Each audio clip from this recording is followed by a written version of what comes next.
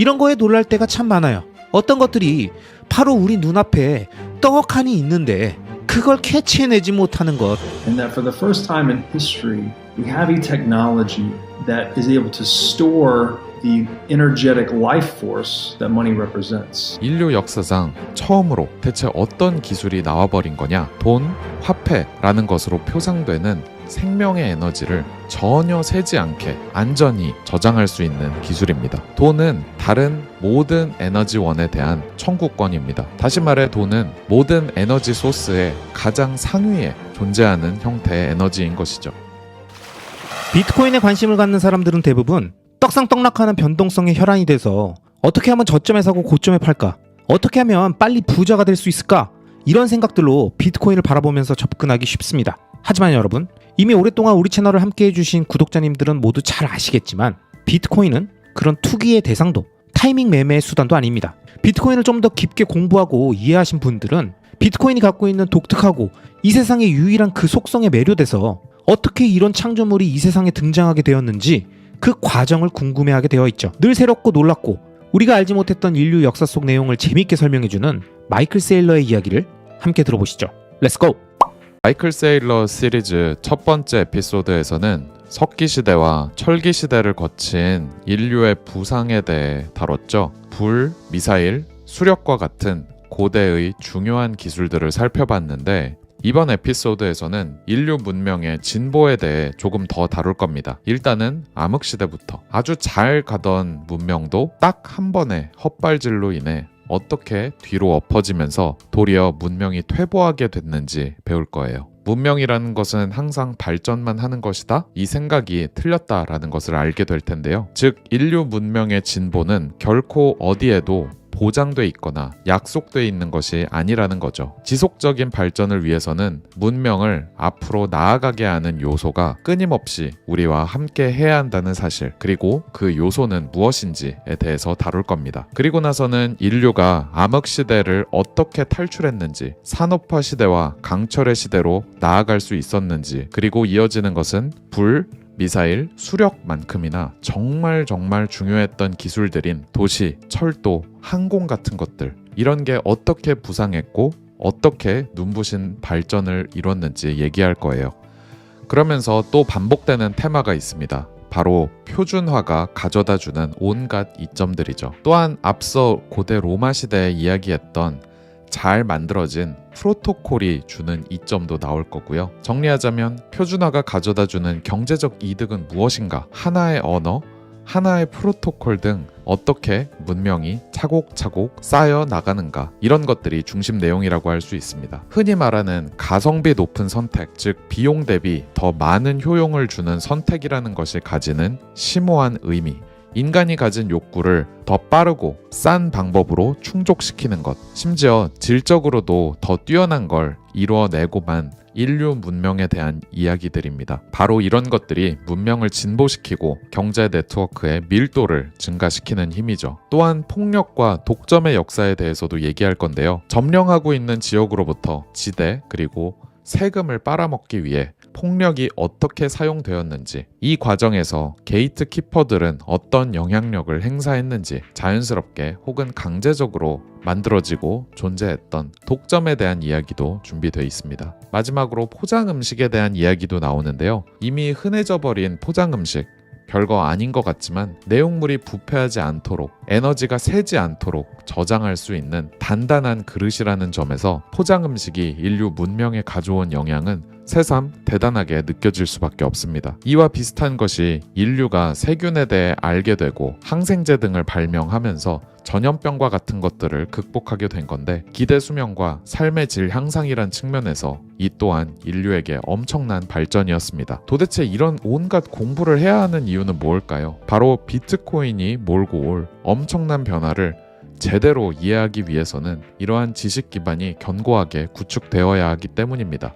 세일러 형의 말처럼 비트코인은 정말이지 엄청난 물건이거든요. 인류 역사상 처음으로 대체 어떤 기술이 나와버린 거냐? 돈, 화폐라는 것으로 표상되는 생명의 에너지를 전혀 새지 않게 안전히 저장할 수 있는 기술입니다. 돈이 뭔지 잘 생각해보면 결국 세상의 에너지에 대한 청구권이잖아요. 남이 가진 운동 에너지, 화학 에너지, 음식 에너지, 자본 등과 같이 돈은 다른 모든 에너지원에 대한 청구권입니다. 다시 말해 돈은 모든 에너지 소스의 가장 상위에 존재하는 형태의 에너지인 것이죠. 근데 시간이 아무리 지나더라도 전혀 새는 것이 없으니 그 가치가 영원히 보존되는 것입니다. 1 비트코인 equal 1 비트코인이라는 비트코이너들 사이의 밈처럼요. 바라건대 다양한 비유들을 통해서 역사상 매우 중요한 이 혁신적인 발명품을 여러분들이 잘 이해하고 새로운 깨달음을 얻었으면 좋겠습니다. 비트코인의 찐 의미와 왜 정말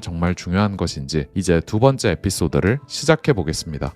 We have the rise of man through the Stone Age, and it took quite a long time. 암흑시대, 석기시대를 거치면서 인류는 부상하게 되었는데 시간이 꽤 걸리긴 했지만 어쨌든 현대까지 왔습니다. 이건 상당히 대단한 일입니다. 사실 로마 시대 때부터 이미 사회가 상당히 고도화되어 있었죠. 에너지 네트워크, 물류 네트워크, 진보한 도구들, 정치 시스템 등 모두 자신들의 권력을 잘 지배하기 위한 것들이었잖아요. 안토니우스 시대의 티라야누스, 히드리아누스, 마르쿠스 우에렐리우스, 거의 100년간 로마의 황금 시대였습니다. 서기 90년에서 180년 정도? 당시 로마의 평균 수명은 72세였어요. 목욕탕도 있고, 글도 있고, 문명도 있고, 위생시설도 있고, 수도관도 있고, 도로도 있었죠. 상당히 뛰어나고 정교한 사회 구조였습니다. 근데 그러다가 갑자기 급발진해서 암흑시대로 가버린 거예요. 그러자 이 모든 것들이 무너지기 시작했습니다. 이건 100% 확실한 건 없다라는 걸 다시 한번 상기시켜줬습니다. 핵심이 되는 통찰력을 잃어버리면 인류는 1000년씩이나 낭비할 수도 있는 겁니다. 그랬었을 수도 있지만 그렇게 안 된 것들, 예를 들어 인쇄술 얘기를 해볼게요. 중국은 2000년 전에 인쇄기를 발명했습니다. 근데 상업화할 생각은 전혀 하지 못했죠. 게다가 중국 문자는 상형 문자이다 보니까 25,000개의 활자 조각이 필요했을 겁니다. 한마디로 인쇄기가 발전할 수 없는 언어였던 거죠. 반면 알파벳 기반의 로마 문자는 상당히 이상적인 언어였습니다. 26개 또는 50개 정도의 활자만 있으면 뭐든 인쇄할 수 있었기 때문이죠. 근데 이렇게 좋은 조건을 갖췄으면 누구나 인쇄술을 생각해낼 수 있었을 것 같잖아요. 진흙을 밟으면서 걷다가 바닥을 보면 아니 그게 바로 인쇄술의 아이디어 아닙니까? 진흙 위에 남았을 발자국, 페인트도 있었고 염료도 있었고 거의 할 뻔했지만 결국 인쇄술을 생각해내지 못했어요. 그래서 1453년 구텐베르크가 나타나서 이걸 생각해낼 때까지 그냥 시간을 보낸 거죠. 무려 1000년을 그냥 흘려보낸 겁니다. It's amazing to me how certain things can be just right in front of a civilization and they just won't grab them. Like 이런 거에 놀랄 때가 참 많아요. 어떤 것들이 바로 우리 눈앞에 떡하니 있는데 그걸 캐치해내지 못하는 것. 바티칸 성피터 광장에 가보면 어떤 기둥이 하나 있습니다. 지금은 성피터가 서 있지만 원래는 트라야누스 황제가 있었습니다. 트라야누스 동상은 그를 기리고 전쟁 승리를 기념하기 위해 세웠던 거죠. 다키아 전쟁 때 대리석으로 만든 건데 나선형의 무늬가 기둥을 감싸고 있고 중앙에는 작은 계단도 있는 예술 건축물인데 그 꼭대기에 로마 가톨릭교가 성피터상으로 바꿔놓은 거라고 합니다. 암튼 고대 로마 시대 때는 트라야누스 동상이 있었고 트라야누스 황제가 예복을 입고 서 있었습니다. 그리고 그 동상이 공중을 향해 뭘 들고 있었을까요? 글쎄요, 뭐죠? 그 동상은 지구를 손에 들고 있었습니다. 둥근 모양의 지구를 손 안에 원형의 지구를 들고 있었다니까요. 때는 서기 100년이에요. 1400년으로 뒤로 감기를 해보면 사람들은 지구 세계가 평평하다고 생각했었는데 로마 사람들은 지구가 평평한 게 아니라고 이미 알고 있었다고요. 만약 1000년 전에 그 동상을 없애지 않았다면 그리고 어딘가에 묻어버리지 않았다면 지구가 둥글다는 것을 알았겠죠. 이런 기본적인 것들을 잘 알고 있다가도 한순간 잊을 수 있다는 게 참 아이러니하죠. 이처럼 오랜 시간에 걸쳐 축적된 지식을 무시하면 엄청난 수준의 문명 퇴보가 있는 겁니다. 이처럼 퇴보라는 거는 좋은 걸 잘 이용해서 문명을 진보하는 데 쓸 수도 있지만 어떤 크리티컬한 지점에서 없애버리면 인류는 그게 존재했다는 거 그 자체를 잊을 수도 있다는 거죠. 석기 시대에 불이 꺼져버리는 거랑 같은 거죠. 재미있는 것 또 하나 얘기해 줄까요? 워싱턴 DC에 인디언 박물관이 하나 있는데 거길 가보면 당시 문명을 볼 수 있습니다. 대부분 수렵 채집 수준인데 당시 인디언들이 어떻게 살았는지를 잘 보여주죠. 유럽인들이 미국 땅을 처음 밟았을 때 이들이 살았던 모습은 구석기 시대처럼 보였겠죠. 근데 당시 유물 중에서는 도자기 물레가 있었거든요. 돌로 만들어진 바퀴예요. 그 옆에는 아주 아름다운 도자기가 있고 거기에 뭐라고 써있냐면 미국 원주민들은 매우 정교한 도자기를 가지고 있었고 점토를 만드는 법을 알고 있었고 이 도자기 물레를 사용했다. 이렇게 써있습니다. 제가 그 물레를 보고 든 생각은 아니 어떻게 5,000년 동안 아무도 물레를 90도로 세운 다음에 굴려볼 생각을 하지 않은 거지? 멀쩡히 바퀴가 있고 도자기를 만드는데 잘 쓰고 있었잖아요. 옛다 바퀴 하고 줬는데 아무도 손수레를 만들 생각을 안 한 거죠. 마차는 물론이고 굴리는데 사용된 돌이라는 건 아예 없었죠. 이것의 의미를 생각해보면 엄청나지 않습니까? 어떻게 전 대륙에서 단 한 사람도 바퀴를 이런 식으로 돌릴 생각을 안 하지? 이렇게 작아 보이지만 엄청난 아이디어는 1000년이 지나도록 발현되지 않았습니다. I think there's any modern examples that jump to mind that's something that's maybe glaring at us. 지금도 우리 눈앞에 뻔히 있는데 대부분의 사람들이 무시하고 있는 뭔가가 떠오르는 것 같은데요. The blockchain and Bitcoin is a wheel. Yeah. 비트코인, 블록체인이 바로 그 바퀴잖아요. 그렇죠? 이것도 살짝만 돌리면 되잖아요. 비트코인 그 자체가 엄청 어려운 내용은 아니잖아요. 높은 수준의 사생활 보호, 개인키 암호화, 해싱 등 하나하나가 그 자체로 엄청난 것도 아니고 이미 나온 지 오래된 기술들인데 거기다가 누군가가 말하는 거죠. 이것들을 가지고 이렇게 저렇게 불을 지르면 어떨까? 막대기를 서로 문지르기만 하면 되는 건데 이렇게 말이죠. 지금껏 이런 생각을 못했던 거예요. 로마 시대부터 수천 년간 있어왔던 사회 구조도 그중 하나인 것 같아요. 서로가 서로를 감시하고 권력을 견제하는 시스템이요. 지금 와서는 법치주의, 삼권 분립 등으로 표현되는데 비트코인 네트워크에도 동일하게 적용되었잖아요. 네트워크에서 일어나는 모든 일들이 공정함을 유지할 수 있도록 노드, 채굴자들 간 서로가 서로의 활동을 지켜보면서 실시간으로, 즉각적으로, 끊임없이 서로를 감시하고 견제하죠. 덧붙여 이런 얘기도 할 수 있겠죠? 로마의 강건성은 긴장, 역동성, 그리고 생태계 내에 엄청난 경쟁을 유지하는 데서 나왔습니다. 그리고 그걸 잃었을 때 가지고 있던 우위도 잃었죠. 총균세 등에서 자주 나오는 내러티브들, 유럽인들은 왜 점점 더 단단해지고 강해졌는가? 항상 지들끼리 싸웠고 야생동물과도 가까웠기에 늘 힘들게 살았기 때문이다. 그리고 아시아로부터의 온갖 침략들로 인해 힘든 게 가중되었다. 그런 스트레스의 요인들로부터 벗어나게 되면 알고 있었던 것도 잊어버리게 되고 뭔가 새로운 걸 해내지도 못하게 되는 거죠.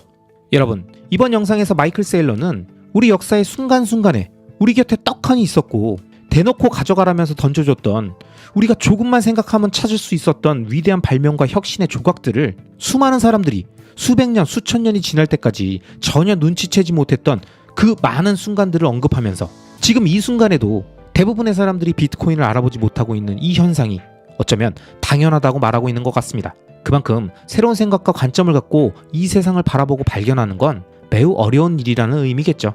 자, 그럼 이어지는 다음 영상에서 우리 인류가 서로 죽어라 싸우고 전쟁을 밥 먹듯이 하면서 보낸 역사의 내면엔 어떤 속성과 갈망이 있었는지를 설명하니까요. 이어지는 마이클 세일러의 재미있는 이야기를 함께 들어보시죠. 나심 탈레브도 말했잖아요. 스트레스는 정보다.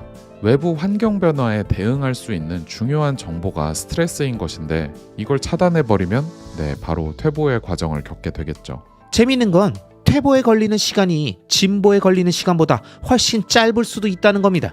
예를 들어 기술이 사라져버리면 기대 수명이 72세에서 30세로 급감할 수도 있고 수로나 위생 같은 것들도 없어져 버리고 개나 소나 말 타고 마을을 누비면 말똥이 여기저기 득실거려서 모두 다 함께 병에 걸리게 될 거 아니에요. 소위 질서를 만드는 규칙들이 없으면 삶의 질이 현저히 낮아지는 겁니다. 그렇게 살다가 겨우겨우 르네상스 시대로 넘어가게 되었죠. 도시의 재탄생, 제가 흥미롭게 본 건 전 세계의 위대한 도시들은 한 제국 네트워크의 중심 노드이자 연결고리, 즉 넥서스로 성장했다는 겁니다. 로마는 로마 제국의 넥서스, 카르타고도 마찬가지고요. 제국이 무너지면 넥서스도 무너지죠. 근데 큰 도시를 만들고 유지하기 위한 돈은 어디서 올까요?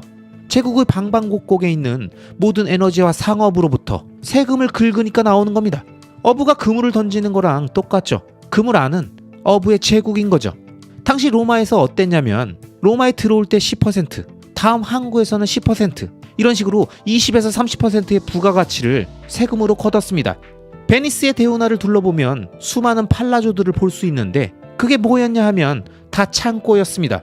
베니스로 배 타고 가서 선정물을 내려놓고 반대편 쪽 운하로 나오는 거죠. 그리고 선정물은 다른 배로 옮겨지고요. 당시의 주요 무역로는 베니스에서 알렉산드리아, 베니스에서 로마, 베니스에서 이스탄불, 베니스가 중앙의 넥서스로서 이런 운송 네트워크를 운영하는 거죠. 당시 흔히 있었던 일은 이스탄불에 들어갈 때 뇌물을 주거나 무역상들끼리의 정략 결혼 같은 거였습니다. 이런 걸 해야만 이스탄불에서 살해당하지 않거나 물건을 도난당하지 않을 수 있는 거니까요. 그래서 결국 베니스의 모든 가문들은 서로 정략 결혼을 했는데 일종의 신뢰 시스템을 만든 거였습니다. 소위 외판원 문제는 난제죠. 이스탄불, 알렉산드리아, 베네치아, 로마, 이비자, 바르셀로나 등을 항해하면서 각 항구와 친분이 있지 않으면 어떤 식으로든 세금을 부과받게 되니까요. 그쵸? 그렇겠네요. 따라서 반드시 중앙 한 곳에만 세금을 내는 허브 앤 스포크 시스템이 있어야 합니다. 그리고 허브의 위치에 늘 중심이 되는 도시가 있는 거고요. 거기엔 항상 하나의 가문이나 회사가 있죠. 정략 결혼을 통해 서로를 신뢰하고 합의하는 겁니다. 내가 알렉산드리아에서 밀을 10센트 내고 살게. 그리고 베니스로 돌아와서 50센트에 팔게. 그러면 그게 바르셀로나로 가서 1달러에 팔릴 거야. 세금은 그곳에 있는 애들한테서 5센트 내면 돼. 너는 45센트 챙기고 나도 45센트 챙기고 걔네들은 1달러에 팔고 또 누구는 5센트 챙기고 등등 이런 식으로 중간에서 챙길 수 있는 게 꽤 있었겠죠. 50센트에서 75센트로 그게 또 1달러로 되면서 이런 상업 네트워크의 중간에 있으면 흐르는 가치의 10%, 20%, 30%, 50%를 챙기는 겁니다. 이 모든 게 일종의 에너지잖아요. 이런 관점에서 밀수업자 또는 해적이 뭔지 생각해보자고요. 밀수업자는 자기 물건 가치의 절반을 네트워크 허브에게 안 내겠다는 사람입니다. 그럼 이런 밀수업자나 해적을 어떻게 하면 막죠? 해군력을 갖추고 그들을 밀어버릴 수 있는 능력이 있어야겠죠. 이런 이유로 카르타고에는 해군이 있었고 상업 가치의 절반을 세금으로 거둘 수 있었던 겁니다. 당시 유명한 말이 있잖아요. 카르타고 델렌다 에스트, 즉 카르타고는 반드시 멸절해야 한다 라고 하는 말인데요. 플리니우스와 카토 둘 중에 한 명이 한 말일 겁니다. 그는 20년 동안 이 말을 되풀이했다고 합니다. 카르타고 델렌다 에스트, 카르타고를 반드시 멸절해야 한다. 왜 그랬을까요? 상인들이 2번 세금을 떼이면 남는 게 아무것도 없잖아요. 자신한테서 절반을 2번이나 뜯어가면 카르타고 로마 전쟁의 본질은 결국 세금 전쟁이었던 거죠. 카르타고가 거두는 세금을 로마인 지들이 차지하고 싶었던 겁니다. 그렇기에 로마인들이 카르타고를 후드려 패야 했죠. 그 로마가 세금을 걷는 지중해의 킹이 되긴 했지만 또 망했잖아요. 그 다음 바톤은 베네치아가 넘겨받으면서 이번엔 베네치아 해군이 지중해를 장악했죠. 베네치아에 가보면 르네상스 시대의 그림이 있는데 레판토 해전에 대한 겁니다. 레판토 해전에는 스페인 국왕이 로마 카톨릭 수장인 교황과 동맹을 맺고 거기에 베니스 총독까지 합세해서 이 3개 연합 함대가 이스탄불의 이슬람교인 투르크와 싸운 겁니다. 그리고 승리했죠. 기독교의 승리. 근데 한번 생각해봐요. 대체 왜 그렇게 죽을 힘을 다해서 싸운 걸까요? 바로 상업 네트워크의 통제권을 놓고 죽도록 치고받고 싸운 거죠. 여기에 또 하나 재밌는 걸 더하자면 우리 모두 로마 가톨릭 교회라는 단어가 귀에 있잖아요? 베네치아 가톨릭이라는 말을 들어봤습니까? 들어본 적 없는 것 같은데요. 베네치아가 내부의 가톨릭 교회를 없애버렸던 때가 분명히 있었습니다. 근데 이건 교황이 없앤 게 아니라 베네치아 총독이 없앤 거예요. 이게 뭔 말이냐면 로마까지 가야 하는 모든 11조, 즉 교회에서 낼 세금이 베네치아에 홀딩되었다는 거죠. 한 명의 통치자가 종교까지 손에 거머쥐지 않는 이상 제국이라고 할 수 없습니다. 안 그러면 다른 누군가, 교회 같은 곳이 돈 절반을 뜯어갈 테니까요. 이 모든 게 에너지의 흐름인 겁니다. 아, 그리고 폰티펙스 막시무스는 원래 로마 집정관, 우두머리를 가리키는 말이었는데 아우구스투스 시저도 폰티펙스 막시무스였죠. 근데 이건 제사장까지 겸하는 자리였습니다. 이처럼 로마 집정관은 로마의 제사장이기도 했던 겁니다. 장군으로 선출된 사람이 제사장으로서 모든 종교의식도 주관하는 식으로 이 두 개의 기능이 분리되어 있지 않았죠. 암튼 교회, 상업의 중심, 세금 징수 권력이 로마에서 베네치아로 이동했고, 근데 베네치아는 또 언제 쇠퇴하기 시작했을까요? 교회에 대한 통제권을 잃었을 때, 그때부터 베네치아는 서서히 가라앉기 시작했습니다. 왜냐면 베네치아의 건물들을 유지할 수 없었기 때문이죠. 뉴욕의 맨하튼 고층 빌딩들이 어떻게 유지될까요? 세계 금융제국의 중심이기 때문입니다. 그쵸? 채권을 달러당 68센트에 사고 82센트에 팔아서 차익을 먹잖아요. 월스트리트에서 거래되는 증권들을 한번 봐봐요. 마켓 메이커가 딱 둘입니다. 은행 A가 있고 은행 B가 있고 그 둘이 서로 거래합니다. 매수자는 호가창 맨 위에서 사고 매도자는 호가창 맨 밑에서 파는데 호가의 갭이 2%면 만약 10억 달러의 채권이라면 중간에서는 수수료로 2천만 달러를 챙기죠. 그리고 이건 독점입니다. 바로 이 2천만 달러가 뉴욕의 건물들로 흘러들어가는 거죠. 내 친구는 A에서 일하고 나는 B에서 일하고 술도 같이 한잔하고 2% 스프레드 얘기도 하면서 농담 따먹기도 하고. 정말 흥미롭네요. 어떻게 보면 모든 제국들이 게이트키퍼가 되려고 경쟁했다고 볼 수도 있겠네요. 그리고 그걸 위해서는 종교를 통제해야 되니까 교회와 밀접하게 연결되어 있어야 한다는 그런 말인 것 같은데, 돈과 종교 사이의 어떤 유착 같은 거라고 보면 되는 거겠죠? 오늘날에도 달러 지폐 뒷면을 보면 우리는 신을 믿는다 라고 써 있잖아요. 그렇죠. 그리고 그 부패의 끝에는 항상 종교개혁이 일어나잖아요. 또 하나, 암스테르담에 가보면 거기는 운하의 도시입니다. 거기 있는 각종 유통센터들에는 일단 트럭 선적물들이 한쪽으로 들어가면 복잡한 컨테이너를 통과해서 반대쪽으로 톡 하고 튀어나오죠. 입구에는 공장에서 온 트럭들이 있는 거고 반대편의 트럭들은 여러 로컬들로 물건을 싣고 가죠. 유통센터는 한마디로 미로처럼 이루어진 컨테이너 벨트 센터인 거죠. 현대의 기계 대신 바지선을 통해 이런 일들이 이루어졌던 곳이 암스테르담이었고 베네치아도 마찬가지였던 거죠. 모든 상업 네트워크의 중심의 핵심적인 기능이 바로 이겁니다. 종교개혁의 마틴 루터 시대에 사람들이 깨닫기 시작한 게 내 모든 돈을 로마에 보내야 한다면 우리의 문명은 결코 부흥할 수 없다, 이겁니다. 중세의 역사를 이러한 투쟁의 연속으로 볼 수 있는 거죠. 정복자 윌리엄도 당시 북유럽의 독일 귀족들도 이런 투쟁을 한 거라고 볼 수 있고 헨리 8세가 이런 투쟁의 방점인 겁니다. 성공회라는 새로운 종교까지 만들어서 스스로 폰티펙스 막시무스가 된 거니까요. 이탈리아 로마 교회로부터 파문당하긴 했지만 이제부터는 세금도 안 내도 되니까 개꿀이었겠죠. 누구랑 동맹을 맺을지 누구랑 결혼할지 등등 허락을 구할 필요가 없었던 건 덤이고요. 신을 자기 편으로 만들면 참 좋은 거죠. 이런 것들이 르네상스 시대에 걸쳐 일어난 겁니다. 북유럽이 로마 카톨릭으로부터 분리된 게 종교적인 이유 때문이라고 말할 수도 있지만 이러한 정치 경제적인 이유로 인해 분리된 거라고 볼 수도 있는 거죠. 암튼 어떻게든 간에 역사적인 승리라고 할 수 있습니다. 많은 사람들이 잊고 있는 게 왜 꼭 로마 카톨릭이라고 했을까, 이겁니다. 카톨릭 교회에 얼마나 많은 분파가 있었을까요? 수천 개가 있었지만 시간이 지나면서 모두 잊혀졌잖아요. 여기에 생각해봐야 할 대원칙이 있습니다. 지구상 존재했던 모든 대도시들은 제국의 중심이었어요. 파리, 런던, 홍콩, 뉴욕, 베네치아, 로마 전부 다. 반면 어떤 고난을 겪은 도시들은 제국이 소멸되고 파괴된 도시들입니다. 카르타고, 트로이, 그쵸? 얼마든지 더 있죠. 베네치아도 마찬가지고요. 한때 제국이었던 곳이잖아요. 이런 곳은 의미 있는 경제 밀도를 만들어낼 수 없는 곳이기 때문입니다. 파리에 있는 노트레담 대성당을 생각해봐요. 거기에 얼마나 많은 피와 땀이 들어갔겠습니까? 지금도 성당 앞에서는 엽서와 생수를 파는 장사꾼들이 있는데 언제부터 장사를 했을까요? 아마 그들의 아버지의 아버지의 아버지의 아버지로부터 물려받았겠죠.